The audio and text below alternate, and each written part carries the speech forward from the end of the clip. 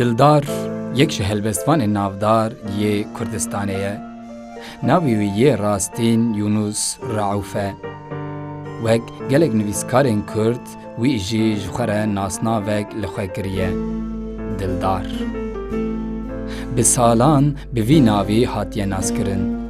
Dildar di sala 1918 de li bajarê Koyê ya başûrê Kurdistanê hatiye dinê. Dibistana pêşîn li Ranyayê, dibistana navîn jî li bajarê Hewlêrê di sala 1935 de qedandiye. Piştî xwendina navîn ew diçe bajarê Bexdayê û zanîngeha hiqûqê diqedîne. Çend salan wekî parêzer kar dike. Li şûna parêzeriyê ew wek warê xebatê ji xwe re helbestvaniyê hildibijêre. Di helbestvaniya Dildar de tema herî balkêş, bêguman tema welatparêzî û janên mirovahiyê ne. Kurdistan bû yek kakilê tema afirandinên wî.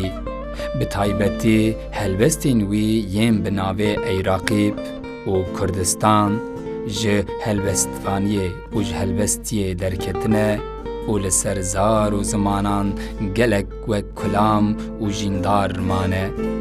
Helbesta wî ya Eyraqîb di sala 1946 de dema Komara Mihabatê tê sazkirin dibe marşa vê dewletê û heta niha jî wek marşa Kurdan ya netewî tê bangkirin.